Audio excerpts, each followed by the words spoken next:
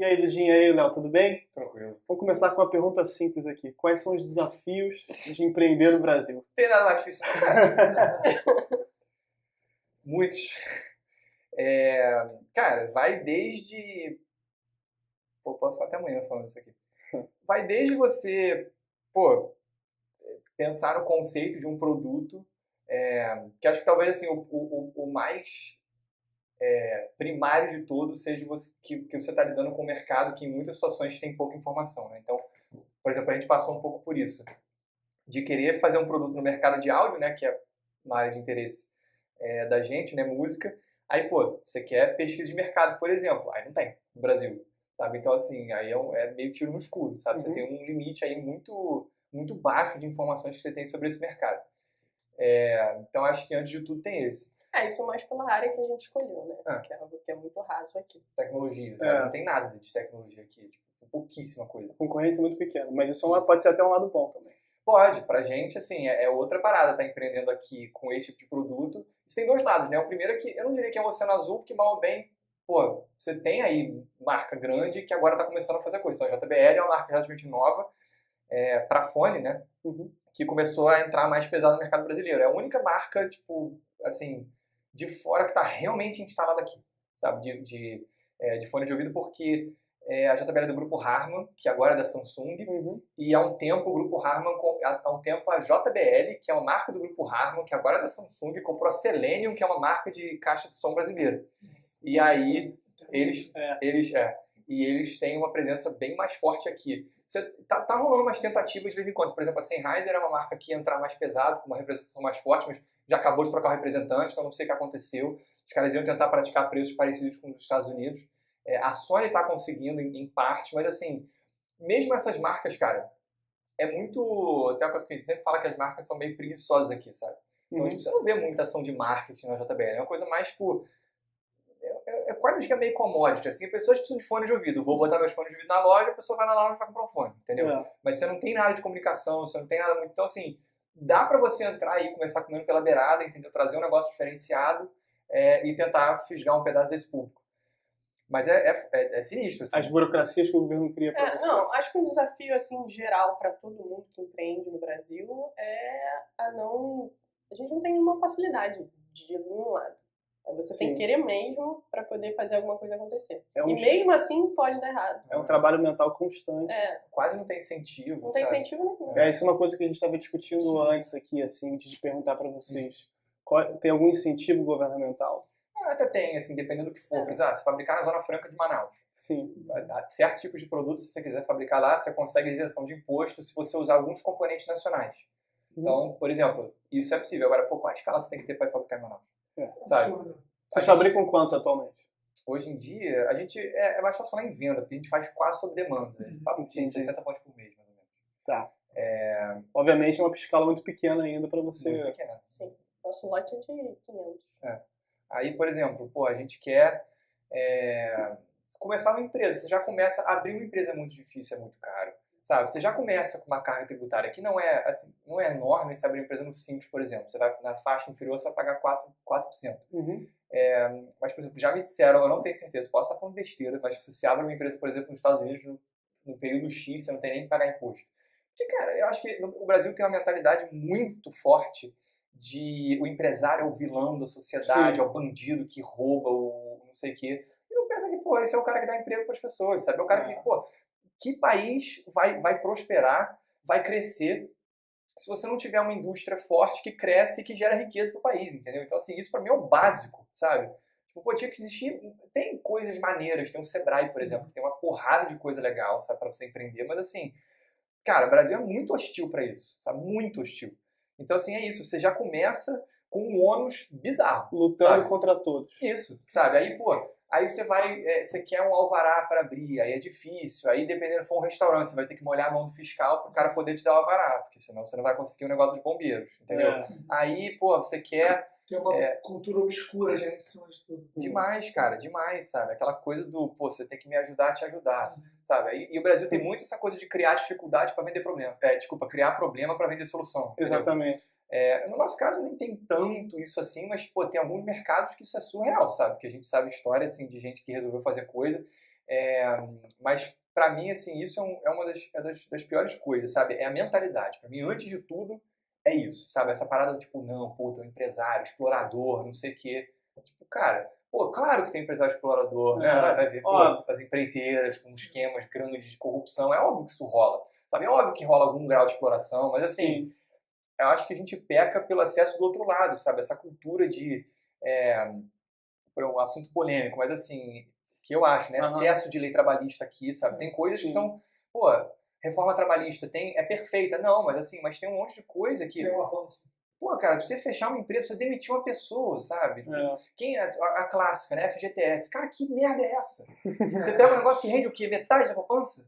Sabe? Aí você é obrigado a dar esse dinheiro pro governo, a pessoa não tem coisa, imposto sindical, que também era obrigatório. Caramba, você não dá opção pra ninguém. Aí é essa coisa meio estado paternalista, sabe? Que não, o trabalhador é o coitado, a gente tem que cuidar dele, não sei o quê, e você esquece que o Estado é uma parada bizarramente corrupta que tá cagando pra todo mundo. Então, assim, você fica num sistema horroroso, sabe? Enfim, aí tem, pô, coisa de importação, cara. Vai pegar coisa importada. A carga tributária é louca. É pesadíssimo, não. Aí, pô, tem cada história. Tem, por exemplo, e aí uma outra parada também que é bizarra é a insegurança jurídica. Então, por exemplo, um negócio que estava rolando há, acho que uns 2, 3 anos, tá suspenso por uma liminar, mas era um negócio que ia entrar e ia acabar com, acho que se não me engano, estava fechando 4 empresas por minuto no Brasil, por causa de era a nova lei do ICMS. Ah, sim. Lembra disso? Sim. Resumidamente... Não é a área que eu mexo muito, mas é de tributário, mas eu escutei falar. Cara, muito resumidamente, era um negócio que, assim, hoje em dia, se eu instalo uma empresa no Amapá, aí eu tenho ICMS baixo, e eu vendo para São Paulo, quem recolhe os impostos é o Amapá, só que eu tô vendendo para São Paulo. Então, assim, rolava um desequilíbrio aí fiscal entre os estados, porque... existe uma guerra fiscal entre os estados nesse sentido. Exatamente. E aí o que acontece? O governo resolveu introduzir uma nova lei que aí ia ser uma coisa progressiva ao longo de não sei quantos anos, mas você ia começar meio que pegando assim, você ia pagar X, hoje em dia como é que é? E antes, né? Agora que a lei tá suspensa, você vai lá e você declara ali a gente está no simples, a gente paga a cota única aí, 4% de imposto. E aí você recolhe lá, todos os impostos estão nessa guia, inclusive o ICMS, né? Quando você é de um lucro presumido, ou outro lá que não lembro o nome, você tem, acho que é diferente, né? Você recolhe a guia tipo, do imposto especificamente. Enfim, aí você pagava uma guia de ICMS. Depois dessa lei, quando ela estava em vigor, era uma parada tipo que você tinha que pagar uma guia para o estado de destino, uma guia para o estado de origem, aí uma outra. Você pegava a diferença entre um e o outro, aí essa parte da diferença ia para um e ia para outro. Um processo que levava, tipo, 2 passos, passou a levar 15. Extremamente complexo. Isso. Então, assim, para uma empresa gigantesca, beleza, os caras conseguem, os caras lidam com esse ônus. Pega lá, cria um setor, fala, agora vocês só servem para emitir nota fiscal, sabe? Agora, para uma empresa como a nossa, por exemplo, que tem hoje 3 pessoas, ou a gente toca uma empresa e faz a empresa crescer, ou a gente paga imposto. Era isso que estava rolando. Assim. Eu conheço gente que fechou por causa disso, sabe? Você teria que limitar basicamente as suas vendas ao seu estado, que senão... Isso. Porque, assim, a complexidade é isso. Tipo, o tempo que você perde com coisas que não são relevantes para o teu negócio impedem que você se dedique a coisas que vão fazer a tua parada crescer, sabe? Então, assim, tem esse tipo de coisa. Lei trabalhista, cara, tem algumas coisas que são muito loucas, cara, que a minha mãe já passou assim, que você não acredita, sabe? De tipo, um exemplo, chega uma funcionária para participar de um período de teste, de 45 dias. Aí, quando tinha, sei lá, 30 e poucos dias do período de teste, minha mãe descobriu que ela estava grávida por uma outra pessoa, né, por uma outra funcionária. Ela não é obrigada a dizer que está grávida. Ok. Só que aí o que acontece? Se o período de teste acabasse, ela estava automaticamente contratada. E aí que entra essa coisa de mentalidade, né? De proteção excessiva do trabalhador, sem pensar que existe o lado do empresário que pode se ferrar numa dessa. Claro. Então, assim, a minha mãe não tinha condições, a empresa não podia pagar por uma pessoa que ia ficar em licença por não sei quantos meses, né? Porque é um gasto que a empresa ela pode não necessariamente ter capital para isso. E aí o que acontece? Chegou no 45º, aí a minha mãe foi falar com o advogado. Ele falou, olha só, ela tá sendo instruída por um sindicato. Que o sindicato falou para ela ir atrás de algum emprego aí para ela arranjar, só para ter uma renda aí nesse tempo. E vai chegar no 45º dia, ela não vai. Porque se ela não for e você não cancelar o período, ela tá automaticamente contratada. Não deu outra. Chegou o 40º dia, a mulher não foi. Aí ela perguntou, o que eu faço? Ele falou, olha, você vai assinar a carteira dela, você vai falar que você não quer continuar, os 45 dias eram remunerados, você vai depositar o dinheiro na conta dela. Falou, ó, tá aqui, eu decidi não continuar. Aí não deu outra, a mulher não foi. Chegou no dia seguinte, foi lá, minha mãe falou, olha, não vou querer continuar, não sei o que e tal. Aí a mulher virou e falou assim, mas eu tô grávida. Ela falou, olha, eu sei, mas infelizmente eu não vou poder continuar com você, taranana. Eu vou entrar com um processo contra a senhora. Minha mãe falou, tudo bem, você pode entrar, eu tô dentro da lei, não sei o quê. Cara, eu não sei exatamente como é que foi, mas papo de tipo um mês depois, sei lá, saiu uma lei retroativa. Que mesmo no período de teste, você é obrigada a ficar. Minha mãe ficou, sei lá, quantos meses com uma funcionária parada, recebendo dinheiro e não produzindo nada pra ela. Sabe? Você não consegue gerar seu capital e fazer... Isso. Não, e essa insegurança jurídica. Você nunca sabe quando vai surgir um negócio. Tem coisas que você tá totalmente à mercê da interpretação de um determinado juiz, que pode ter uma interpretação, o outro pode ter outra. Agora mesmo ela também teve outro problema, não vou entrar nisso, mas que tinha uma funcionária que alegou que tinha uma lesão com, tipo, 20 e poucos anos de ler, assim, impossível. Mas aí o médico era amigo, ela conseguiu com o médico amigo dela, que ele depois, que ele desse esse negócio, e aí depois o médico do SUS falou que não, que ela estava apta a trabalhar, mas aí ela tinha uma parada própria, dizendo que ela não estava apta. E a minha mãe falou, o que eu faço? Para um advogado, ele falou, olha, você está num limbo e você está ferrado das duas formas. Porque se você acatar pela posição de um médico, acho que o INSS está dizendo que ela é obrigada a voltar. Então você tem que contratá-la de volta. Senão você vai ferrar com o INSS. Mas ela está dizendo que ela não pode voltar. E aí depois ela pode entrar com um processo contra você. Então assim, vai depender do juiz. Sabe? Se isso for realmente, né, coisa. Então é esse tipo de coisa. Sabe? Então o que motiva vocês, apesar desse cenário tão ruim, continuar empreendendo e criar o fone de ouvido de vocês? É paixão. É paixão pelo que a gente faz, com certeza, até porque não dá pra continuar por tudo isso se você não realmente acreditar no que tá fazendo. Primeiro que a paciência vai acabar, o dinheiro não é muito. E no início. No início, se der certo, óbvio.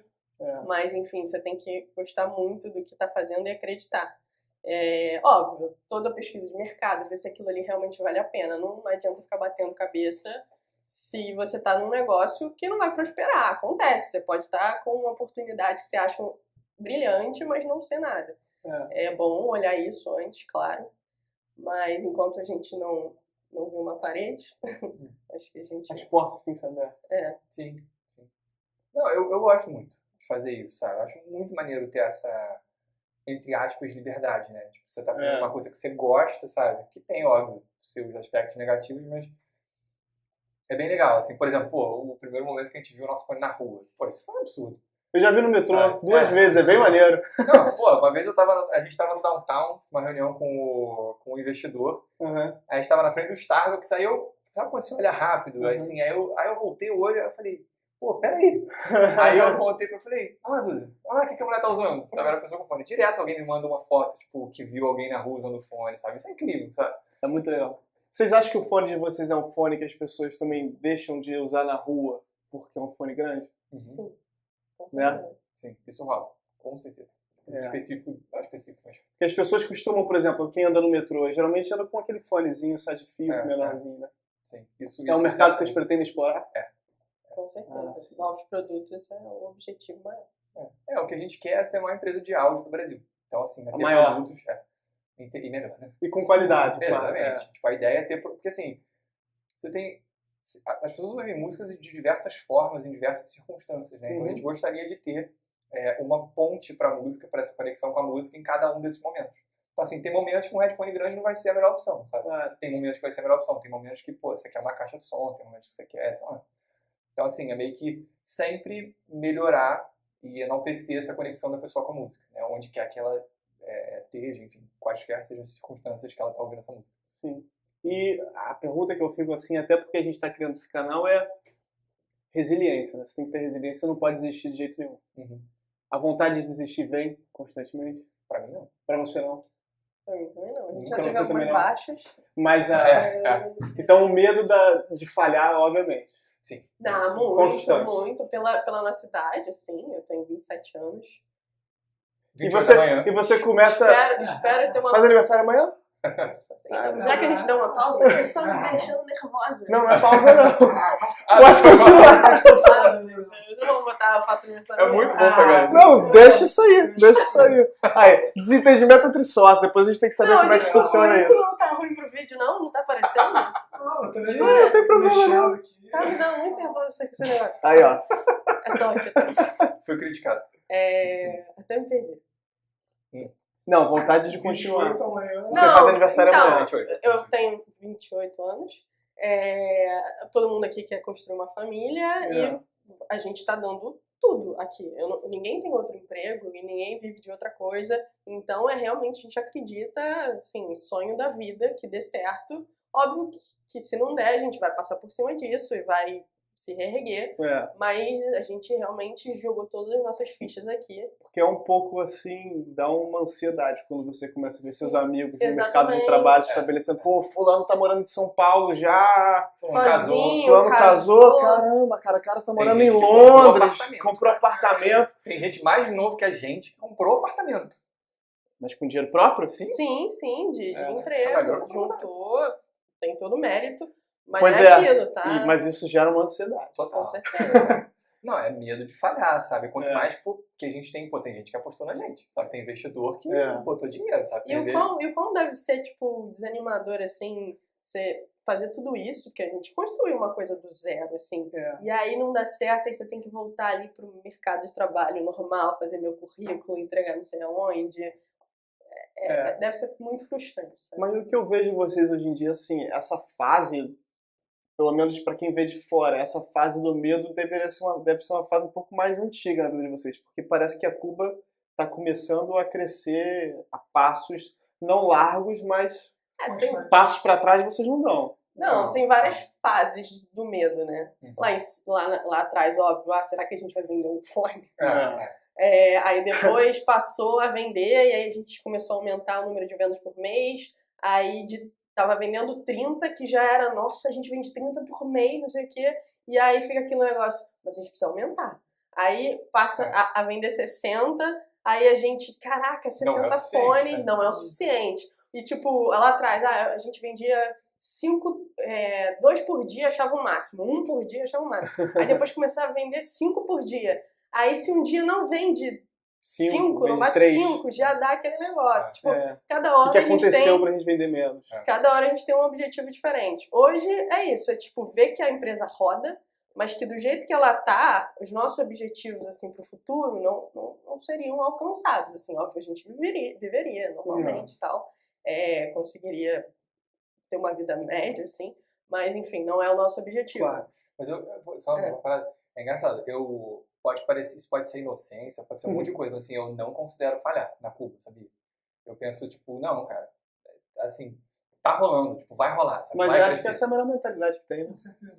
Eu espero, mas assim, pra gente é tipo... O não pode ser uma opção. Isso, é quase como se fosse, tipo, é só questão de quando e como. Sim. Mas assim, porque, tipo, cara, mal bem é aquilo, tá dando certo, a gente só precisa crescer, entendeu? Tipo, não vai parar de vender do nada, sabe? Eu acho, né? A menos que o Brasil exploda, sabe? A gente já começou numa crise, a gente começou em 2015. Isso que eu ia perguntar, vocês começaram em 2015. Conseguiu investimento em 2015. Isso. E essa viagem, agora vocês fizeram uma viagem pra China. Isso. Foi a negócio? Foi paga pela empresa. Buscar fornecedor, fazer algumas alterações de produto, buscar novos produtos, assim, foi bem pra isso. Mas tipo, cara, eu sou muito apaixonado por isso, sabe? Eu gosto muito. Eu penso, pô, é aquilo, tá dando certo. Eu acho que assim, só não vai dar certo se a gente não quiser, sabe? Pra mim é meio isso. O momento de desistir já passou há muito tempo. Acho que já passou. Pra mim é isso, assim, é só questão de, cara, quando e como. Não é mais de si, entendeu? Sim. Então, por exemplo, pô, a gente foi tava vendo novos produtos, né? A gente achou uma parada muito legal na viagem. Que na China agora? Que a gente queria trazer, queria que fosse o nosso próximo produto com algumas alterações e tal. E assim, no meu canal eu tenho um grupo tem uma parada que algumas pessoas podem apoiar financeiramente o canal. E aí, um dos benefícios que traz como um Patreon da vida. É um grupo no Telegram. E aí eu meio que sempre uso quase como uma pesquisa de mercado, assim, sabe? Tipo, tem, sei lá, 90 pessoas. Aí, pô, tem alguma coisa. Eu lembro que quando a gente fez algumas alterações de produto, chega aí, galera, ó, aconteceu isso aqui na Cuba, agora a gente vai passar a fazer assim. O que vocês acham? Pô, teve uma coisa que a gente faz agora que foi uma ideia de lá. Lembra que a gente trocou a caixa, era uma caixa meio de luxo, assim, por uma caixa bem mais simples, mas que vem com uma bolsinha, totalmente reciclável, não sei o que. Foi uma parada muito maneira que a gente conseguiu com uma galera da Holy Fence. E aí, eu lembro que a gente ficou meio inseguro porque perdi um pouco da experiência do unboxing, assim, aquela caixa legal, com velcro e tudo mais. E aí eu pensei, pô, será que vai ficar legal? Aí eu cheguei e postei no grupo, falei, galera, ó, agora vai passar a ser assim, ó. Aí mostrei pra eles, o que vocês acham? Aí eles falaram, pô, cara, tá muito legal e tal, mas a gente só achou que ficou meio jogado na caixa, não sei se de repente pudesse ter um papel de seda, uma coisa assim, aí foi, pô, legal. Aí botamos papel de seda com adesivo e agora é sensacional, assim, entendeu? E aí, enfim, aí eu cheguei e postei esse novo produto pra eles, falei, ó, gente, a gente acha isso aqui. Várias pessoas, assim, putz, já me bota aí na lista que eu quero. Então, assim, a gente já tem o que a gente vende hoje é orgânico, a gente não gasta R$1 em marketing, é orgânico, as pessoas só vêm, sabe? Elas descobrem no YouTube, vêm lá e compram. Então, 60 por mês, vem sozinhos, sabe? Então, assim, eu penso, cara, não vai parar de funcionar, sabe? É só uma questão de, ver como que a gente vai fazer pra aumentar, mas aumentar rola, sabe? E o produto de vocês agora já tá até na Globo, né? Isso foi isso. Aí, se você me perguntar, eu não sei te responder. Não sabe. Como é que ele se brotou lá? Foi uma figurinista, né? Não, foi produtora. Não, isso só descobriu depois. A gente não sabia, não fazia ideia do que aconteceu. Aí foi tentar achar e foi a produtora do programa que precisava de fone. E aí achou o nosso e comprou. Aí avisaram pra gente, eu soube que vai aparecer o fone de vocês num programa dominical. De uma grande emissora. De uma grande emissora. É um cara no Instagram misterioso. Misterioso. Eu falei, legal. Tá bom, né? Que é esse doidão que tá falando aqui. Não, eu lembro que eu vi, o cara mandou essa mensagem, foi eu que vi. E aí eu olhei, eu nem falei pra Duda, porque eu olhei e falei, que porcaria é essa? Sei lá, Aí um outro veio e falou assim, pô, vocês viram que vai sair na Globo, no programa Tamanho Família, do Caio Castro, não sei o quê.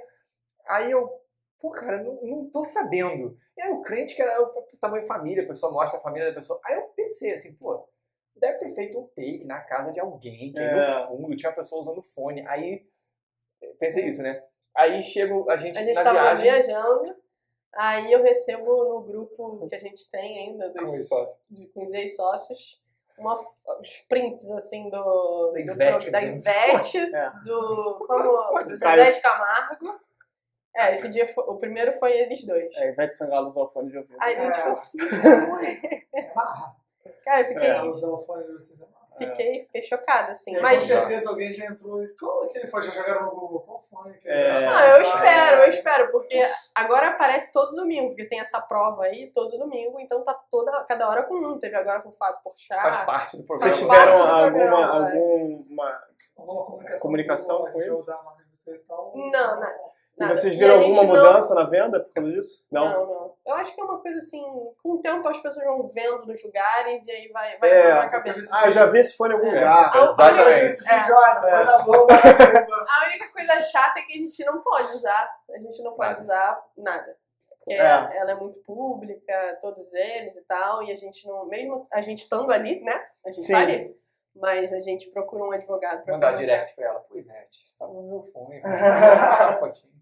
Mas a gente consultou uma advogada e ela disse que infelizmente a gente não podia usar o conteúdo, foto, nada. Sim.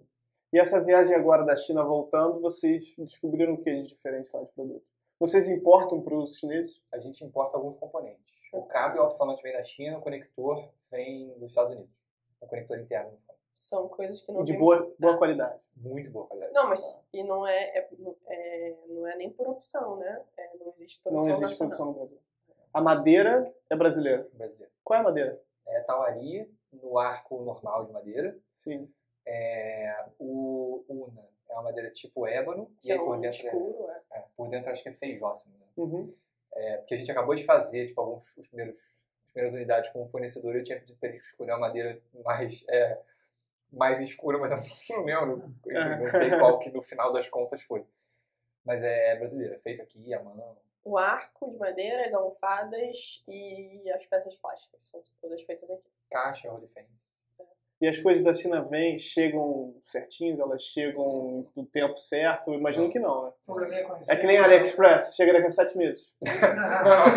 Você tem mais noção, mas assim, a gente passou por uma agora que foi pesadíssima com os cabos. A gente comprou um lote de 500, e aí era o seguinte, estava acabando o estoque do nosso cabo atual, quer dizer, desculpa, do nosso cabo anterior. Sim. E aí a gente estava tendo alguns problemas com ele, pô, vamos escolher um cabo novo. Cara, acho que a gente começou a ver essa parada, 6 meses antes. 6 meses. Aí pedindo amostra para diferentes fornecedores, para, pegar, não, agora vamos acertar, vamos pegar um fornecedor legal, aí várias amostras. Aí, a galera, cara, eu mandava um esquema do cabo. Eu falava, aqui tem um conector do tipo X, aí depois eu tenho uma parte normal, de X metros, depois o divisor Y, aí um conector tal. Você entendeu? Ah, entendi. Chega um troço, não tem nada a ver com o chega um chinelo. Quase chinelo. Tem umas paradas que eu falava, cara, aquela clássica, pô, tu entendeu? Quer que eu desenhe? Nem desenhando o cara pegou. Sim. Aí mandava um negócio bizarro lá pra gente. Enfim, aí, pô, a gente chegou num que... Aí demorou pra receber a amostra, não sei o que. Uma hora foi um que, porra, tá legal esse aqui, vambora. Aí tivemos um problema pra receber o sample, porque aí deu não sei o que. Aí tinha um negócio do pagamento. Aí, enfim, conseguimos definir, putz, vai ser esse aqui. E a gente tinha que encomendar correndo.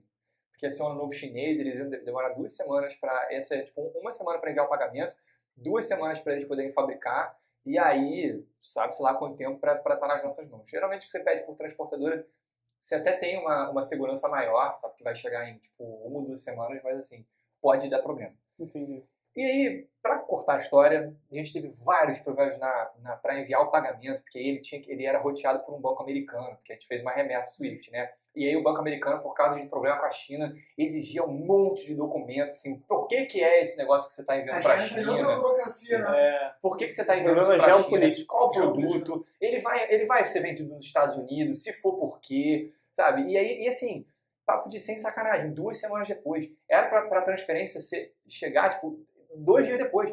Depois de 2 semanas eles pediram maiores esclarecimentos, aí eu mandei, depois de 2 semanas mais esclarecimentos, vocês estão de sacanagem, cara. Desespero, né? Aí a gente teve que pagar por cartão de crédito, aí paga IOF, assim, fizemos pagamento duplo, para garantir que essa porcaria ia embarcar a tempo de chegar aqui. Aí o fornecedor, tanto para querer ajudar, quanto porque senão ele não ia conseguir enviar antes do ano novo chinês, ele declarou um valor menor. Aí era para ser $1.800, ele declarou $600. Aí chegou no Brasil, aí recebo o negócio do DHL assim, olha só, a Receita está pedindo maiores esclarecimentos aqui. Aí eu pensei, bom, agora a gente se ferrou. Aí eu tive que pagar 100% de multa, 100% de imposto e mais o preço do cabo. Foram 2 lotes por 1. Receita da caixinha. Isso. Eles não querem saber se eu pedi pro cara, não sei o quê. Eu conheci algumas pessoas da Receita e, pô, quando isso acontece, os caras vão na maldade.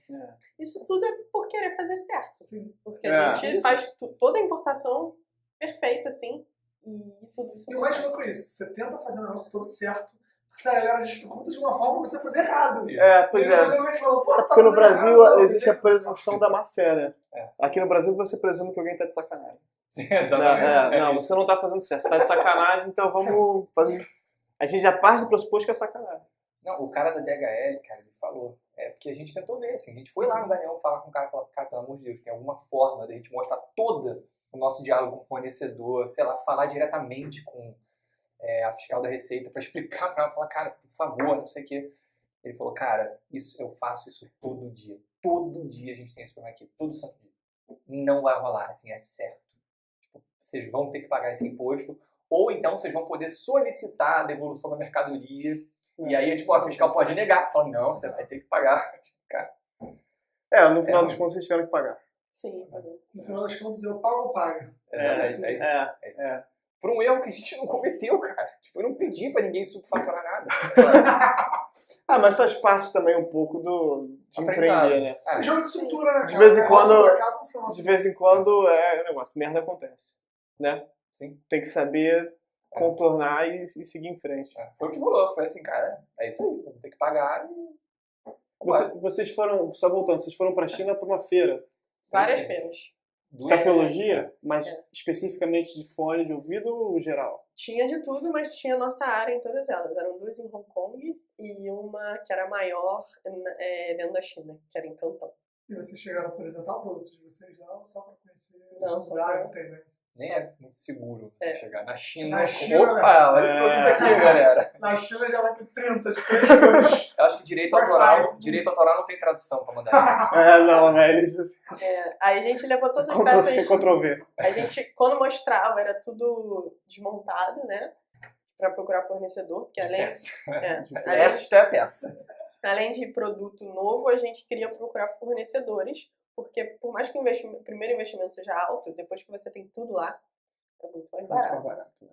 E aí a gente levou tudo desmontado e tal. Agora a gente tem uma pessoa que ajuda a gente de lá, mas ela quer a gente envia um fone. E aí vocês não sabem se vão mandar. Não, a gente vai mandar. Ela tem referência, vocês visitaram confiável. a fábrica? Uma de cabo. A gente tentou o nosso de alto-falante. Tudo É. direitinho. Pequeno. Mas assim, vocês não viram nada assim de mão de obra, Não, de uma criança? Não, tinha gente jovem, mas assim, é jovem. De exploração, como todo mundo de comida. Não, é legal. Não, eu tenho a impressão que na China hoje em dia já não é mais tão fácil de alcançar esse tipo de coisa. Assim, esses negócios têm migrado para Camboja, Vietnã, Tailândia. Mas também acredito que tem de tudo. Tem ali o quintal da casa de fulano, que você vai ver um monte de criancinha trabalhando de forma assim péssima, mas também tem as grandes empresas. O iPhone tá na China. Né? O importante é que a Cuba é uma empresa séria, não apoia a exploração infantil. Pelo amor de Deus. Forma nenhuma. É bom até ter ido lá ver, né? Deixa eu fazer uma pergunta. Vocês acham que um dia vocês vão conseguir produzir essa tecnologia que vocês vão buscar lá fora aqui? Por exemplo, produzir, fazer o cabo aqui? Não vai. Nunca vai sair mais barato. Não vai, cara. Tipo, tipo, meio que pra quê, assim, sabe? Se tem, cara, o quão mais difícil sabe? O quão mais custoso é. Custo Brasil é muito verdadeiro, cara. Então, assim, tem uma que foi clássica, cara, pra gente lá. Embalagem. A embalagem que a gente usava antes custava R$34,60 aqui no Brasil. Embalagem bonita, cartonagem e tal. Cara, aí a gente lá na feira, a gente chegou num fornecedor de embalagem, a gente viu uma embalagem, cara. Nossa, era a embalagem de um fone que eu já tive até. Cara, impressão em todos os lados, assim, soft touch, sabe, com vinil. Aí na frente era translúcido, aí você viu o fone, ficava num berço e tal. Aí eu, poxa, quanto custa essa caixa? R$2,50. Não tem como concorrer, né? Não, eu olhei e falei, não tem como concorrer. Como assim? Como vocês produziram isso? Isso. Teve, o que foi que eu até falei que nem acreditaram em mim direito? Na galera da Audiolink. A gente chegou lá, testou um fone, cara, que tinha na feira. Era um fone pequenininho, assim, desses pequenos, que tinha 8 armaduras balanceadas, que é um tipo de alto-falante da Knowles, que é uma das melhores marcas do mundo, assim, a concha dele era, tipo, impressa em acrílico 3D. Na hora que eu vi, eu falei, nossa, cara, que fone absurdo, assim, muito bom, muito bom. Aí eu fui olhar a curva, a mulher depois mandou a curva de resposta de frequência dele, era quase igual a Target da Harman, que é assim, uma coisa, tipo, uma pesquisa muito nova do grupo Harman, uma HRTF, enfim.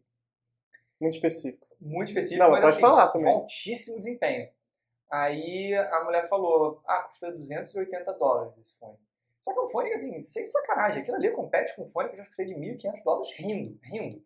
E aí a gente foi pra São Paulo com uma empresa que a gente tá fazendo uma parceria agora com a Audiodream, assim, ele não conseguiu entender. Ele falou, cara, não é possível, não pode ser. Como é que ela consegue, tipo, 8 armaduras balanceadas da Knowles e vende por $280 preço final? O lucro dela deve ser, tipo, $50, se muito. Eu falei, cara, se bobear isso não é, porque o dinheiro deles é artificialmente valorizado, então $50 pra eles, se bobear uma margem legal, sabe? Exatamente. Tem um outro, uma marca de amplificador, também chinesa, chama Audio GD. Que todo desenvolvido na China e tal, e assim, são muito bem conceituados os produtos deles. E aí tem um cara nos Estados Unidos que chama Kevin Gilmore, que é um dos grandes engenheiros de som, assim, para headphone, para amplificador, DAC e tudo mais. Ele virou e falou, cara, eu não consigo comprar os componentes que estão nesse amplificador pelo preço que eles vendem no produto final. Então, assim, não dá pra competir. Não tem como, sabe? E aí, nessa questão, assim, de preço, já vindo aqui pro Brasil, o quão mesquinho é o povo brasileiro para comprar fone de ouvido? Porque eu vejo assim, eu imagino que o brasileiro que tem dinheiro, eu acho que ele é mais propenso a comprar um Beats só por causa da marca, que paga mais de R$1.000, que eu não sei quanto é que é hoje. Mais de 1.000, mas não compra o Cuba só porque é nacional. Na verdade, assim, isso até com o nosso público foi o contrário. A gente rodou uma pesquisa com a galera. Nosso público não é AB. Nosso público acho que é B, C e tem D também. Porque é o cara que... Porque assim, é meio difícil, a gente não também entende muito, mas a maior parte do nosso público é o cara que é muito entendido, é o cara que vai pesquisar muito para comprar, fazer o melhor investimento possível para ele. E aí, pô, o cara que é classe A e tem essa perspectiva, ele vai comprar um fone mais caro. Não porque um Beats, não, vai comprar um fone melhor mesmo, sabe? Um Sennheiser, HD600, HD, sei lá o que vai comprar. Mas assim, a gente tem um problema com relação a isso, de percepção de valor, mas aí não é nem, eu não acho que seja... Tem mesquinharia sim, sabe? Tipo essa galera do YouTube que tipo, acha que a gente tá louco por vender um fone de R$700 porque acha que a perspectiva deles sobre o valor dos produtos não existe caro e barato. Existe caro e barato pra você, sabe? Cada um tem seu gosto, sabe? Tem os hobbies. Tipo, todo mundo tem uma parada que gosta. Tem gente que gosta de carro, tem gente que gosta de vinho, tem gente que gosta de relógio, tem gente que gosta de viagem, tem gente que gosta de tudo, sabe? E a gente não olha pro fone e fala, acho que vou vender por 1.000. Eu tô olhando tudo. Eu tô olhando quanto é que eu gasto com o meu funcionário, eu tô olhando quanto a gente gasta pra trazer todos os componentes, quanto é que eles saem pra mim, quanto é pra botar na revenda. A gente olha muita coisa pra precificar isso. Não é tipo, acho que 700 vai ser um preço bom, vou guardar um dinheirinho pra mim, aí vai ser uma margem boa. Só querendo enriquecer, é o que o cara pensa. Esse é o preço, o mínimo que a gente conseguiu. O mínimo.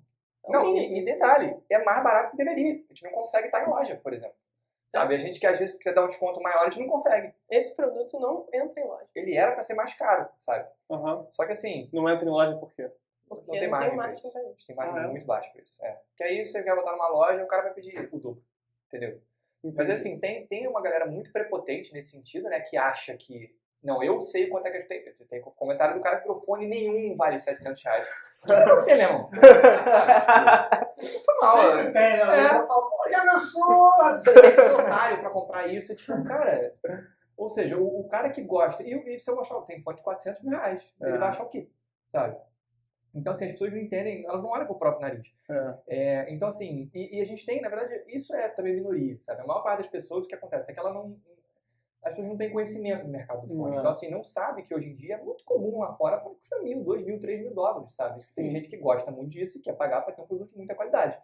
Ele tá acostumado com um fonezinho que vende do camelô, que custa 10, com um JBL porcariazinho que custa 100. Ou com um Natan. Ou com um Natan. Não, um fone de R$700 vai ser a mesma coisa se você comprar um celular de 3.000 para um de 500. Nunca vai ser a mesma coisa. Você vai escolher. Óbvio, tem gente que o de 500 vai ser ótimo, vai me atender perfeitamente, mas tem o de 3.000 que vai atender outras pessoas. Os dois são válidos, mas existe essa diferença. Da mesma forma que o meu de 700, você não pode comparar com R$50. Não tem como. Às vezes esse mesmo cara compra um Samsung S8, um Samsung S9 por R$4.000 e acha normal. A gente fala isso, assim, que o problema não é o problema poder aquisitivo, é a percepção de valor. Porque hoje em dia, cara, a maior parte dos jovens, assim, dessa galera que fica criticando, é um cara que tem um celular de no mínimo R$1.000. Então o problema não é o valor, o problema é que ele não vê valor em fone de ouvido caro. E beleza, tudo bem. Sabe? A gente é o primeiro a falar que o nosso fone não é pra todo mundo. E não é pra todo mundo por uma questão de custo, não. Pode ter um cara bilionário que vai falar, não, nem perde o tempo, cara, compra outra coisa, sabe? Sim. Mas uma parada que a gente surpreendeu na pesquisa de público é que apareceu muito em, assim, por que você comprou esse fone de ouvido? Tipo, como um dos fatores ele ser nacional. A gente ficou muito surpreso. E é uma coisa que a gente sempre se resguardou, assim, não queria falar muito, que era brasileiro, a gente falou, será que a gente fala? O visual, como é que...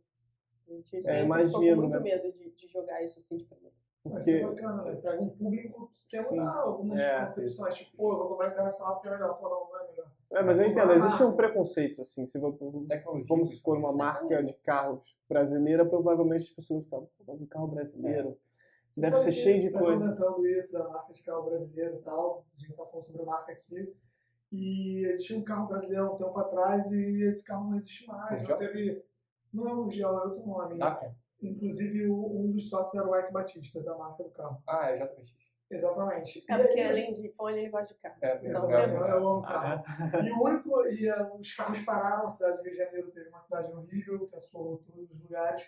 E o único carro que funcionou no dia seguinte na Zona Sul foi o dele. Ele pegou o carro e passou. E ele fez um comentário, saiu numa coluna de jornal aqui no Rio, falando que a gente não tem incentivo às coisas nacionais. Ele falou, tá vendo, é um carro muito bom, funcionou, mas como não é um carro importado, As pessoas não mesmo. Existem algumas empresas nacionais que conseguem se destacar. Assim, tem a Embraer, né, que é um diferencial, que lança avião de ponta, mas no geral ainda existe um pouco desse preconceito. Muito. E vocês têm que lutar contra isso. Total. Não, foi muito maneiro, assim, ler os comentários e, E quando, assim que a gente começou também, era um medo nosso do tipo, por que o cara vai pagar 700 no nosso se quem tem esse dinheiro pode trazer importado? Tipo, viajar e comprar um. Mas não é o que tem acontecido. As pessoas têm escolhido a gente assim. Até mesmo por assistência técnica, todo o suporte que a gente dá. Acho que isso é bem visto. Vocês trocam todas as peças. E o fone produzido no Rio? E vocês acompanham todo o processo ou só o produto final? Sim, a gente monta muito fone por muito tempo. A gente ainda é bom de vez em quando. Quando tem um pico. Um pico assim de venda e acumula, a gente tem que voltar aí. O resto é problema do estagiário. Sempre, né? Deu problema, isso não fui eu. A heresia fazer isso com fone. Não. A gente tem bons funcionários. E nessa questão assim de feedback, as críticas, como vocês filtram elas? No começo era mais difícil, ainda mais quando assim, a gente lançou o produto. E aí teve o Shark Tank, muita gente descendo o pau. Tem o Shark Tank. E aí é mais chato, porque é uma coisa que você criou, tipo, é seu filho. Com carinho, né? Você vai chegar pro seu filho é feio. Dói. Mas hoje em dia é mais ou menos isso mesmo. Mas hoje em dia é bem mais tranquilo. A gente filtra muito mais, a gente responde, tem os que a gente ignora. O que vem na grosseria, você simplesmente ignora. A gente tenta responder tudo, mas tem gente que é ignorante, assim, não precisa uma agressividade toda. Fala a sua opinião, pronto, acabou. Tem tipos e tipos de críticas, né, assim. Tem críticas ao produto, que são críticas construtivas, assim, coisas que a gente até sabe, que a gente responde de uma maneira tranquila, a gente sabe. Tem críticas que a gente entende que são questões totalmente pessoais, sabe? Teve um caso uma vez, isso foi bizarro. Eu lembro que eu tô no YouTube e apareceu assim, não lembro o que era, mas era uma parada tipo, o título é uma coisa meio polêmica e era uma foto do fone. Um vídeo que eu nunca vi. Eu falei, que porcaria é essa? Aí eu abri, cara, e aí o início era um cara assim, bom, gente, no último vídeo eu falei algumas coisas muito infelizes sobre o Cubadisco. Eu queria pedir desculpas publicamente, porque o Leonardo, que é por causa do meu canal, o cara aparentemente acompanhava o meu canal. Depois eu descobri que o Leonardo estava envolvido, isso não é uma crítica pessoal ao Leonardo, não sei o quê, mas eu fui um babaca, eu fui um idiota. Eu pensei assim, o que esse cara falou? Aí a gente foi procurar o que ele falou. Eu achei o vídeo anterior, ele vira assim, e aí o pessoal botou nessa lista aí o Cubadisco, achei um fone horroroso, não entendi o que ele tá fazendo aí. Foi só isso. Aí eu comentei no vídeo dele e falei, cara, você só deu a tua opinião que é totalmente válida, o teu gosto. O teu gosto, não tem exatamente. Pedir desculpas, porque que parada é essa, sabe? Meu Deus, eu errei. É o gosto dele, assim. Tem gente que... Teve uma vez que foi num comentário num vídeo meu, que eu tenho uma parte do meu canal que eu conto a história da marca. Aí o cara comentou assim, pô, vocês pretendem fazer um fone, sério, assim, vocês pretendem fazer um fone bonito mesmo, assim, tipo um Steel Series, não sei o quê? Aí eu falei, cara, pô, eu acho fone bonito, mas assim, você pode não achar, mas tudo bem. Não tem como agradar todo mundo, né? Porque realmente o fone é bem bonito, cara. Eu acho, dessa parte, a gente gosta, sabe? Mas assim, tem críticas que é isso, você sabe que é o gosto pessoal do cara, né? Então tá ótimo, sabe? Se todo mundo gostasse da mesma coisa, o mundo ia ser uma bosta. Mas aí tem um cara estúpido, esse cara tem que entrar por ouvido e sair por outro. Às vezes não dá, mas a gente tenta. Eu sempre... Às vezes toca na alma, né? Não, é porque ele tem o canal dele, que é uma coisa. E aí ele faz de comentários. Aí ele responde os comentários do canal dele. O canal dele ele faz o que quiser. Eu dou umas patadas. Chega na Cuba e aí tem os comentários. Às vezes eu falo, você não pode responder igual ao seu canal. Porque ele vem assim... rasgando. Cara, já quando a gente chegou pra falar, aí, irmão, teu fone é uma merda, hein? Assim, nunca ninguém chegou. Não, pô. Assim, é porque... Não, teve gente que já falou, tipo, essa porcaria, não sei o quê, essa coisa foi zoado e tal, mas assim... Mas teve gente que comprou e falou, cara... Não, nunca aconteceu. Nunca aconteceu. Já, é um feedback mais que isso. Bom. A gente tem, às vezes, devolução por algumas questões que a gente sabe que são limitações mesmo do fone, que tá sujeito ao gosto do cara. Ou por motivos... Faltou alguma coisa. Isso. Nossa. Já teve 2 pessoas assim. Faltou alguma coisa. Faltou algo. Faltou algo. Era a resposta. Faltou algo. A Aí gente você fala, respondeu, eu gostaria caráter. de saber por que você quer devolver, pra gente poder melhorar. Faltou algo. Aí você tinha que responder, pô, faltou caráter seu. Outro caso. Faltou algo. Mas aí. Aí tem que pegar uma bola de cristal e entender. No programa. No canal dele, tipo, você pode responder do jeito que você quiser, mas ali na Cuba, tipo, são clientes. É uma pessoas, empresa, é né? uma Diferente, empresa. assim. Não pode ser funcionário Não pode ser grosso. Não que o canal também não. O canal tem a sua importância pra você. Tem. Mas E pra empresa também. Pô, eu só respondo de uma maneira mais... É quase você é burro, cara. É quase isso. Tem horas, porque... Caetano Veloso, você é burro? Isso, você é burro? Tem uns que é difícil. Assim, tem uns que você fala, cara, teve um agora, cara, que eu olhei, o cara virou e falou assim, eu fiz o review de um fone que é de uma marca chinesa, custa R$300. Aí eu falei que eu achava dele, aí o cara, tá maluco? 300 pila? Por esse preço você compra o JBL não sei o quê. Um é um True Wireless pequenininho e o outro é um headphone. Eu respondi assim, falei, 2 propostas completamente diferentes. Aí falou, não sabe nada de Praticamente. Ele teve alguma coisa, eu acho que ele virou e falou...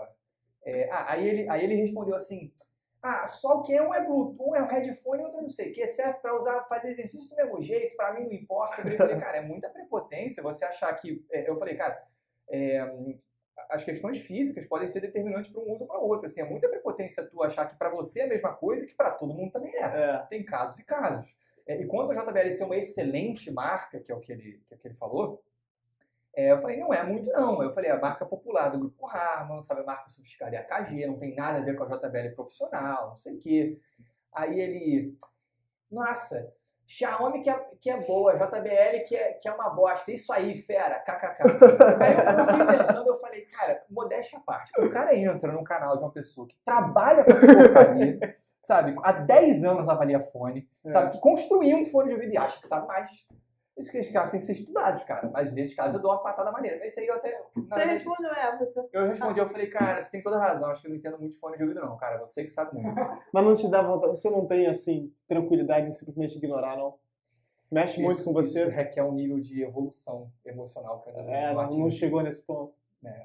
Assim, eu sempre acho que a melhor solução é ignorar essas pessoas, assim.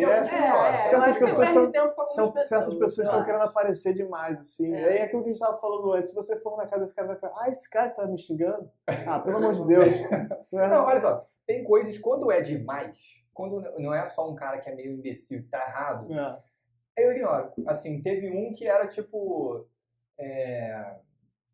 já teve comentário tipo, esse cara é um merda, esse cara não sei o que. Isso eu ignoro. Vamos falar o que é esse cara? Entendeu? Aí tudo bem, mas tem argumento. Cara, esse fone tem isso. Aí foi pessoal. Esses assim eu ignoro. É quando o cara é meio idiota, tipo esse, assim, tipo, aí eu Hoje em dia é bom porque muitas críticas que a gente recebe na marca, os próprios pessoas que conhecem ou que têm fone já respondem pela gente. Entendi. Isso é bom. Temos muitos advogados. Muitos advogados. Tem uma crítica, assim, que eu escuto muito, assim, vocês já devem saber, que tem gente que diz que aperta demais. Sim. Isso é um problema que a gente ainda... Que a madeira faz o fone ficar muito apertado. Depende da madeira, porque agora o novo, o Luna, que é o mais escuro, ele é muito confortável. Ele é muito confortável. A gente está tentando resolver isso Mas ela deve amaciar com o tempo, não? Ela melhora. A gente fez já algumas modificações no produto para poder melhorar isso, mas assim, essa é uma crítica bem frequente. E falando em modificação do produto, onde é que a Cuba está daqui a 5 anos, 10 anos? Projeções. Cara, a gente quer ter uma família de produtos, assim, não tem um só, né? Hoje em dia, o nosso produto ele tem um uso relativamente específico, né? Ele é um fone portátil que vem de estilo, qualidade de som, por um preço e durabilidade a um preço razoável, não vou dizer barato. Barato frente à concorrência, mas não, um fone barato. A gente quer ter fones para outras circunstâncias também. Então, assim, a gente quer ter uma caixa de som Bluetooth, a gente quer ter um fone totalmente sem fio, a gente quer ter um fone, de repente, para o cara fazer exercício, a gente quer ter um fone bem mais sofisticado. Então, assim, e a gente tem conteúdo para ser referência em áudio também no Brasil. E a gente também quer exportar, né? Como é que foi feito esse trabalho de engenharia do áudio? Quem fez para vocês? Você fez tudo sozinho? Não, a parte do som, a parte do som, sim. Mas a engenharia do produto, não. Então, assim, Porque o que acontece? Você só selecionou aquela engenharia que você reconhece que é boa. Mais ou menos. Na verdade, assim, se você é uma marca grande, né, aí você vai desenvolver um falante, você vai fazer 1000 medições, né, você vai começar a alterar parâmetros. Então, no nosso caso, e existem marcas que funcionam como a gente também, marcas grandes, sabe? Tipo, a Grado, por exemplo, não é muito diferente, a Edley não é diferente, sabe? A Maze não é diferente. Que assim, a gente foi atrás de alto-falante, porque assim, o alto-falante, na verdade, ele é responsável por parte do resultado. O resto é a interação do falante com tudo que está em volta dele. Então, assim, formato, sei lá, da cápsula, material, ventilação, assim, tem muitos parâmetros que você vai alterar e você vai ter um resultado diferente com aquele mesmo alto-falante. Então, assim, a gente começou pegando vários alto-falantes fornecedores e fazendo alguns testes iniciais para poder ver quais que seriam um bom ponto de partida. Depois que a gente achou um que tinha um preço bom, que tinha características boas e que estava dando um resultado que parecia promissor, a gente selecionou, pô, vamos nesse aqui. Aí depois começar o trabalho de tentar entender qual a melhor forma de trabalhar para o nosso objetivo. E aí é teste de ouvido. Então, assim, a gente fazia, tipo, várias coisinhas de madeira que era para testar, tipo, a compilância, sabe? Putz, volume de ar atrás do alto-falante que tinha que existir. Depois ventilação, cara, quantos orifícios de ventilação, material, formato, tentativa e erro. Até chegar num ponto que eu vi e falei, putz, tá maneiro, agora tá bom isso aqui, agora eu gosto desse som. Tira uma pecinha de madeira, isso. Coloca outra, um pouco mais fundo. Era chato. Foi chato. O design foi por parte de quem? Foi geral. 3, né? Como é que vocês se conheceram e tiveram essa ideia juntos? Porque tinha o Dan, ele saiu. Éramos 4, na verdade. Tinha mais 2. Não sabia. Então, na verdade foi assim. Se conhecer mesmo foi na faculdade. Eu conheço o Dan, que era nosso sócio desde o primeiro período, e é meu amigo desde então. E o Léo, eu e o Dan, a gente conheceu mais pro final, assim, tipo, 5º período, 6º. E aí a gente ficou mais próximo, sempre fazia trabalho juntos, quando podíamos os 3 e tal, sempre estava perto. E aí veio essa ideia de sair da faculdade e trabalhar junto. A ideia era primeiro fazer um escritório de design, né, uma coisa assim, meio óbvio. E aí, sem tirar o mérito de quem faz isso. Sim. Mas para poder fazer junto, aí a gente já tinha várias ideias de fazer, tinha até o nome do escritório. E aí o Léo foi para fazer e aí então fala o resto, que agora é com você. Não, é porque nessa mesma época que a gente estava querendo abrir o escritório de design, o meu projeto final, que foi no fone de ouvido, estava sendo exposto lá na PUC. E aí um garoto veio me procurar, falando assim, opa, Leonardo, tudo bem? Cara, me recomendaram você, eu vi seu projeto exposto, porque eu tenho uma empresa de relógio que está incubada aqui no Gênesis, que era a incubadora da PUC. E, pô, eu e um dos meus sócios estamos querendo abrir uma marca de fone de ouvido, que a gente está vendo que esse mercado está crescendo, mas a gente não entende nada disso. E queria alguém que entendesse, aí me recomendaram você. Aí, vamos conversar? Eu falei, pô, claro, a gente foi, se encontrou, conversou. Aí depois reuniu com nós 4, porque eu falei, pô, eu tô abrindo com 2 amigos um escritório de design, de repente a gente pode fornecer esse serviço de desenvolvimento desse produto para você e pro teu sócio, a gente faz uma joint venture. E aí, pô, beleza, é isso aí, a gente teve, acho que, E aí, nessa mesma época, eu fui fazer um curso de empreendedorismo e foi um curso que mudou minha cabeça.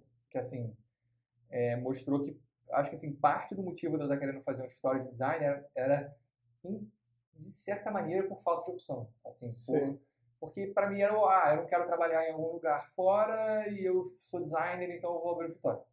E aí, nesse curso, eu vi que, na verdade, o que a gente aprendeu em design, né, que é você projetar um produto, assim, design thinking, é empreendedorismo puro. É a mesma coisa. Você só muda um pouquinho a ótica. Mas que, assim, tanto que nesse curso que eu fiz, pô, um dos caras que foi dar o curso, o cara que escreveu o livro e tudo mais, ele virou e falou, cara, se tiver algum designer aqui, você vai estar muito na frente, sabe? Porque já vai ter boa parte do conhecimento necessário para você empreender. E aí aí eu voltei e falei, cara, putz, não, bora fazer uma startup aqui, vamos botar esse produto no mercado, sabe? Aí, e começou isso em 2015. Final de 2014. Novembro de 2014. A primeira reunião, mas aí depois, em 2015, a gente foi procurar coisas, procurar investimento. Primeiro achou que ia dar pra fazer a gente. Com medo do engano. Com poupanças. E quantas pessoas disseram que vocês são loucos? Oi? Alguém disse assim, vocês são loucos de tentar fazer isso. Alguém assim que... Não? A galera do não, né? Que fala assim, não vai dar certo. Essa galera veio depois do Shark Tank, nos comentários do vídeo do Shark Tank. Sim. Mas assim, família, amigos, ninguém chegou e falou assim, olha, cara... Pelas costas, com certeza. Cuidado, Mas cuidado que você vai se dar mal. Pra mim, não. É sempre aquela história, né? Pô, meu primo... Eu tenho um amigo faliu, tá com depressão, tá com as drogas, tudo pelo fone. Não teve isso não. Teve depois que a gente começou um tempo, tipo, os pais cobrando. Isso não vai dar resultado. Sempre tem a pressão. Não vai sair de casa, não vou ver isso, meu filho. Mas era só isso, assim. Mas hoje em dia não tem nem mais isso, né? De ver que tá funcionando. Tá funcionando, né? Mas de alguém dizer, tá doido, não. E como é que foi participar do Shark Tank? Como é que vocês chegaram lá? Cara, então. Vou falar rápido. O primeiro, a gente teoricamente teve duas rodadas de investimento, que vieram de uma vez só. Eu fiz um curso de empreendedorismo na PUC, com o Gênesis e a Firjan, e aí eu sozinha, eu entrei porque a gente estava nessa e eu queria fazer... Conseguiu. Não, só eu. Eu fiz mas o Cadu fez, ele conseguia fazer isso porque ele estava no Gênesis, né? Ele ofereceu a vaga para algum de nós, não foi isso? Isso é bom. Aí eu entrei e aí fiz, eram 4 meses. E no final você tinha que fazer um projeto para apresentar. E aí a gente já tinha isso, não tinha porque eu fazer uma coisa do zero. E podia trazer coisas de fora. Assim. E aí eu falei, vamos fazer o nosso. Eles me ajudaram e tal. Eu apresentei lá, entreguei o trabalho. Aí, apresentação. Vocês me ajudaram na apresentação e tal, eu entreguei. E aí eram 8 selecionados para fazer um curso de pitch. Era só fazer um curso de pitch, era a premiação e tal, e depois a gente apresentava para uma banca. Aí nós fomos um dos 8 selecionados para o curso de pitch, aí eu pude levar eles para fazer comigo. Aí foi um mês de curso de pitch com uma investidora anjo que é famosa, assim, chamada Camila Farani. Aí a gente fez um mês com ela e depois foi apresentar para uma banca de investidores. Aí tinha no dia o Luiz do Brown e umas outras pessoas assim. Tinha uma galera meio graúda. Assim. Tinha um cara que trabalhava no Venture Capital, outro era o Sérgio Bocaiúva, que era o CEO do Mundo Verde. Tinha uma galera boa, mas era mais pela experiência de chegar lá e apresentar, porque se a gente já tinha feito curso de pitch, agora vamos lá, vamos botar a cara, tá? O prêmio era o curso. E o prêmio era um curso de empreendedorismo. Não esse que o Léo fez, um outro fora. E aí o Léo que fez o pitch, né? Era só um de nós. Aí a gente ganhou o melhor pitch. E aí ganhou o curso de empreendedorismo, só que em 4 anos desse curso aí, nunca tinha tido um investimento, nem era a ideia. Só que aí o Luiz do Brown puxou, assim, brincou falando que se eu tivesse dinheiro eu botava. E aí, eu não sei, todo mundo se animou, e aí a gente fechou um investimento ali com aquele pessoal. Alguns mudaram, assim, quando foi botar o dinheiro e tal, um ou outro saiu, mas aí a Camila, que já estava com a gente há um tempo, trouxe outras pessoas para fazer parte. Acho que foram 4 no total dali? 5? Acho que eram 4. Aí isso foi são 5 pessoas ali para botar o dinheiro. E aí a gente saiu de lá, demorou para esse dinheiro entrar, demorou tanto. Um ano, acho. Demorou um ano. Demorou tanto que o dinheiro entrou, aí a gente pagou a parte de engenharia, que era o que faltava, né? E aí a gente viu que faltava dinheiro para fazer um lote mesmo. A gente ia fechar, tipo, a gente viu que ia precisar de um pouco mais, e a gente estava procurando outras pessoas para entrarem nesse grupo. Só que aí, nessa época, a Camila Farani, ela estava crescendo muito. Assim, quando ela deu o curso pra gente, ela era investidora do Gavin Angels, depois ela virou presidente do Gavin Angels, começou a ter mais exposição na mídia, e aí ela virou enorme. E ela foi escolhida para ser uma das juradas do Shark Tank. E assim, a gente viu que ia rolar o Shark Tank Brasil, mas a gente pensou, deixa quieto e tal. E aí um dia a Camila me ligou e falou, se inscreve no Shark Tank. E ela não podia falar que ela era jurada, a gente não sabia. Mas ela falou, se inscreve no Shark Tank. Eu, maneiro, achei que vocês investidores não iam querer, porque talvez fosse diluir a participação deles e tudo mais. Entendi. A gente se inscreveu, fez lá, passou pelo processo seletivo e foi selecionado. E aí, mas ela não fez parte, ela da nossa banca. Ela é rotativa. Ela entendi. Com o Carlos William. Ela não participou. E aí, como ainda estava no rolo do primeiro, a gente botou todo mundo num contrato só e recebeu o dinheiro do Shark Tank desse primeiro investimento, mais ou menos tudo da mesma coisa. E teve algum papel importante Shark Tank no crescimento da Cuba? Cara, teve porque foi um dinheiro que foi fundamental pra gente. Só que o Shark Tank tem alguns problemas, assim, porque o formato do programa é o seguinte, se eu chego e tô pegando investimento, eu vou precisar valorar a minha empresa, né? Vou ter um valuation. Claro. E aí, o que acontece? Quando você está trabalhando com uma empresa normal, né? Putz, eu tenho uma gráfica. Essa gráfica tem um valuation, aí você vai ver, quanto é que ela faturou nos últimos X anos, aí você vai multiplicar com não sei o quê, você vai ver uma média, não sei como é que é, acho que tem 1000 formas, você vai ver. É complexo. Isso, você vai ver quais são os ativos, quantos funcionários, se tem pendências jurídicas, aí você vai estabelecer um valor. Quando é uma marca como a nossa, uma parada que está começando, né, tipo, em tese uma startup, a gente nem é uma startup, assim, se for usar o mais rigoroso com o termo, você não tem muito como estabelecer um valor, porque não é nada. É uma ideia, sabe? Mas acredita-se que essa ideia pode chegar num patamar X. Então, o valuation de uma startup basicamente é baseado em, cara, eu preciso de X dinheiros e eu estou disposto a abrir X% da minha empresa. E aí você vai chegar e você vai ter um valuation. Então, quando eu vou chegar no investidor, e eu estou dizendo, por exemplo, eu quero 1 milhão, eu quero 100 mil para 10% da minha empresa, eu estou dizendo assim, minha empresa vale 1 milhão. Eu estou querendo o valor de 1 milhão na minha empresa. Aí o cara fala assim, não, cara, eu quero 20%. Por 100 mil reais. Aí ele está dizendo, não, então eu acho que eu estou dizendo que a tua empresa vale 500 mil. Na hora que você chega num denominador comum, aí você chega no valuation. Então, assim, no Shark Tank, quando você chega pedindo um dinheiro, né? Então você fala, eu quero, o nosso era 190 mil, acho, em troca de, acho que 10%, 15, acho que era 10% da empresa. Produção tá ligada. E aí foi um valuation bem, a gente botou lá em cima mesmo para poder ter mais de negociação. Porque 1 milhão e 900 mil, vocês em tese avaliaram. Isso. O problema se eu chego pedindo uma valuation muito alta, né? Ou seja, eu quero 190 mil por 10%, você teria em tese duas formas de corrigir essa valuation. Ou você diminui o valor, ou você aumenta a participação. São as duas formas de equalizar. O programa proíbe que você diminua o valor. Então, se eu pedir um valor X, eu não posso baixar o valor. Entendi. Então, se o cara quiser corrigir o valuation, só aumentar a porcentagem. Ele só pode aumentar. E na primeira temporada do Shark Tank, assim, fora a Camila Farani, todo mundo estava ali, era empresário, não era investidor. Então, eles estavam com uma mentalidade muito diferente do investidor normal, comum. Né? Porque assim, o investidor sabe que não pode apertar muito o empreendedor. Porque assim, se ele pede uma porcentagem enorme, a empresa não vai segurar mais numa rodada de investimento. Né? Você vai estrangular o cara e daqui a pouco ele vai fazer outra coisa. E eles não sabiam muito disso na primeira temporada. Então assim, cara, a gente teve negociações com a Polishop, eles são absurdamente profissionais,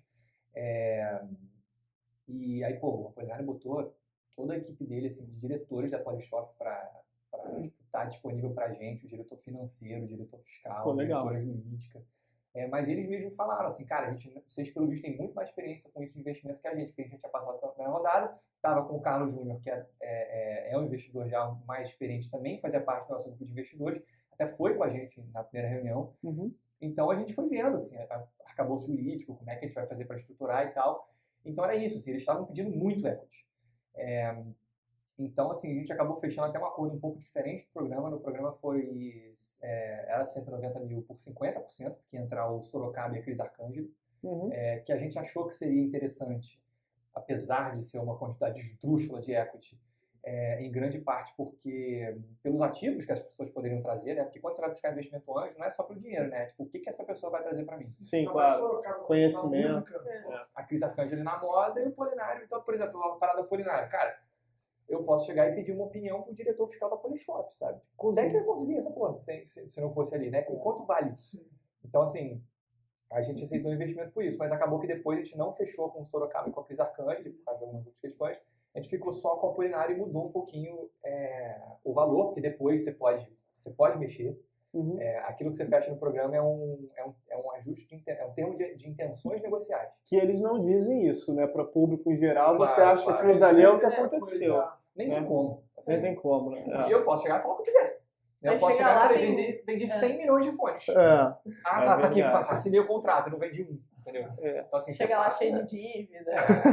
Você passa por um due diligence, assim, só nos Estados Unidos, se eu não me engano, de todas as empresas que saem de lá investidas, eu acho que só 30% ou um quarto, uma coisa assim, de fato, levam a cabo o investimento. Eu tive que pagar todas as minhas dívidas para poder receber esse dinheiro. Isso. Era baixo, mas eu tinha um nomezinho no Cerrado. Saiu do Cerrado. Não, a gente... Mas foi bom, porque eu acabei com essa pendência. Acabou. Exatamente. Mas então o resultado, assim, em tese, foi positivo. Vocês tiveram um auxílio bem grande da Polishop. Assim, cara, eu fiquei muito positivamente surpreso com a postura deles, desde o início, sabe? Acabou que a gente não teve um fit tão grande em algumas questões, porque a gente é muito pequeno pra eles. Entendi. Mas assim, os caras são sinistros. Eu lembro que assim que acabou a temporada, porque lá a gente foi, assinou a parada, a intenção, não sei o que, beleza. Vai lá pra casa. Vão entrar em contato com você. Né? Quando é que vão entrar em contato comigo? Nunca. Pode ser. Pode ser nunca. Mas aí o Eduardo Teixeira, que é o diretor fiscal financeiro da Polishop, ligou pra mim. Leonardo, tudo bem? Aqui é o Eduardo da Polishop. Estou entrando em contato para a gente começar a falar sobre o Shark Tank. Enfim, vamos marcar uma reunião pessoal para você vir aqui. Cara, a gente chegou assim, todo mundo... a gente esteve com eles agora na semana passada, assim, eu gosto muito de todo mundo ali, sabe? Como eu falei, eles são de um profissionalismo bizarro, sabe? E o que eles puderem ajudar, eles vão ajudar, sabe? Para mim... Eles botaram agora uma equipe só para isso. Contrataram uma pessoa para cuidar de todas as empresas que ele está investindo no programa e as que ele já investiu. E não é qualquer pessoa, um cara que veio do mercado financeiro, passou por não sei aonde, que já teve muita experiência com investimento em startup. Eles são sinistros ali. Investimento anjo serve para isso, né? O cara trazer essas coisas. Só que pra gente não rolou um fit tão bom, né? Quando você olha de fora, vai vender na Polishop, 250 lojas, só que nosso produto não se encaixa na Polishop, não tem margem na Polishop. E para outras coisas com as quais eles poderiam contribuir, tipo fabricação em Manaus, vou parar com isso.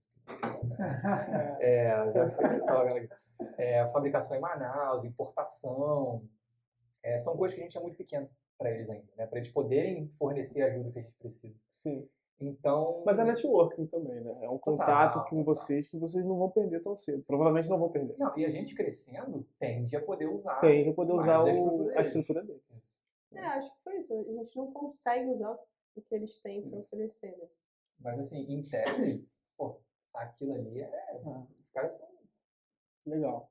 E já caminhando para o final assim, com quão satisfeitos vocês estão com o resultado que vocês já alcançaram com a marca até agora? Algum sonho já foi realizado? Ver o primeiro fone na rua foi um absurdo. Foi o grande momento até agora. Porque satisfeito é uma palavra difícil, é uma palavra complicada nesse caso. Porque assim, se eu ficar satisfeito... Você não pode, você para. Isso. A gente precisa sempre estar querendo mais. Ganhar nosso primeiro salário, poder aumentar ele, Não, poder aumentar ele de novo. Fazer a viagem pra China foi absurdo. Essa viagem pra China deve ter sido muito legal. Foi louco. Não, eu sempre acreditei que a gente ia pra China. Eu sempre acreditei nisso. Sempre. Porque, tinha tudo a ver e tal. Ia ser a virada e tal. Mas não achei que fosse tão rápido. Foi mais rápido do que eu imaginava. Achei que ia ser mais pra frente. Achei muito foda. Isso foi realmente a parada mais irada até hoje, assim. A gente também vê muito lado, assim, dos outros. A gente estava falando da pessoa de 29 anos, já comprou apartamento e tal. Mas às vezes é um cara que está estabelecido no mercado, sem grandes perspectivas também. Eu nunca vou ser o chefe da minha vida. Ele pode olhar para vocês e ver assim, poxa, olha a Duda e o Léo. Saindo para a China, criando o negócio deles. Pode ser. É verdade, porque cada um com o seu caminho. Não, é o que a Duda falou, cara, quando a gente para pra pensar, a gente falou isso antes, né? Caramba, cara, a empresa que a gente fez tá pagando uma viagem pra China. Quando eu soube disso, eu fiquei, cara, que legal. Não, eu falei pro Léo, cara, parece pouco, mas foi a primeira viagem que eu não precisei da ajuda dos meus pais. A primeira viagem que eu fiz, a empresa pagou tudo, tinha uma parte que a gente ia pagar, porque a gente quis dar uma parada por causa do fuso horário. A gente foi lá e pagou. Com o nosso salário. Com o nosso salário, tipo, isso foi muito, tipo, grande pra mim, um passo grande. Isso eu digo assim, então é gratificante. Sim. Né? Não é satisfatório, mas é gratificante ver a sua empresa saindo do papel. Não, e ver muito, assim, muitos comentários, né? A gente fala dos comentários ruins, mas a gente esquece que como tem coisa boa, sabe? Como, pô, você entra nos grupos, assim, de fone, aí alguém, queria um fone assim, assado, na faixa de preço tal, e aí chega a galera com o melhor fone que tem na faixa de preço, sabe? Pô, isso é do caralho, sabe? Você vê a galera defendendo, assim. E a gente também não tem medo de indicar outro quando o nosso não cabe. Direto, a gente faz isso. A gente também indica outro fone. Você reconhece a limitação do produto. Sim, o que mais tem é a gente perguntando, esse fone é bom para jogar, fone gamer, não sei o quê. Olha, se você quiser escutar música também, ele vai funcionar. Mas se você só quiser jogar, vai nesse aqui. A gente tem já até uma resposta pronta com um modelo bom para isso. Acima de tudo, também é uma empresa transparente, então. Não, mas sabe por quê? Isso pra gente é o seguinte, é do meu, assim... Credibilidade dele. Não, mas cara, nenhum fone é pra todo mundo. E pra todas as circunstâncias, né? Então, assim, pô, eu não quero que o cara compre o fone pra ficar insatisfeito quando eu vou falar que é ruim. Exatamente. Eu quero que o cara compre, pô, se for o que vai se encaixar no que ele quer. Sabe? Então, assim, eu quero que o cara tenha uma boa experiência. Então, assim, se eu acho que o fone não vai se encaixar no caso dele, eu quero falar, cara, putz, não compra pra isso, cara, compra esse outro aqui. Porque, pô, mal ou bem, esse é o cara que um dia eu posso lançar um produto pra ele, que ele vai lembrar disso e vai falar, porra, cara, quando ele for, ele indicar um outro, sabe? Agora eu quero, sabe, isso é outra parada, sabe? Sim. É saber lidar com o consumidor. E eu gostaria de ser tratado dessa maneira, claro. Sabe? Tipo, você sempre volta na loja te tratando bem. É isso. A gente não pode esquecer aquele que vendedor a gente, ali quebrou aquele galho dessa vez. A gente não pode esquecer que a gente também tá toda hora do seu lado. Sim, com todos os outros serviços. Tem que tratar do mesmo jeito. Que o consumidor final é ele mesmo. Sim. Deixa pra ele, a probabilidade dele conseguir passar isso para as outras pessoas e vender é muito maior. Deixa pra ele sabe tudo. Chega a ser até impressionante a facilidade que tem de ouvir nota, ouvir qualquer coisa. Aquele seu vídeo no BTEC é coisa de maluco, aquele vídeo ali. Não, pelo menos eu não sei. Mas isso é treino, cara. Não, tu nunca teve a sua cabeça escaneada, não, pra ver se você tem alguma... Não, cara, isso... alguma audição diferente? Não, teu ouvido? Uma galera meio que, assim, super valoriza isso é treino, cara. Isso é treino. Assim, pra mim, não tem essa parada de, tipo, meu ouvido é uma merda, eu nunca vou conseguir ouvir. Tipo, cara, vai ouvir. Tem um limite. Tem na audiofilia, tem muito voodoo, assim, coisas que eu falo. Eu achei que você era. Pra mim você tava acima do limite, entendeu? Não, mas aí tem um limite que são coisas que, tipo, vou falar um exemplo pra vocês. Sabe quando você vai ligar uma tomada, tem aquele cabo que você ligar no computador? Sim. Existe cabo daquele de $20 mil pra você ligar o seu equipamento na tomada. As pessoas acham que aquilo ali vai melhorar o som do equipamento delas. Existe tomada tratada com criogenia porque acham que aquilo ali vai melhorar o som.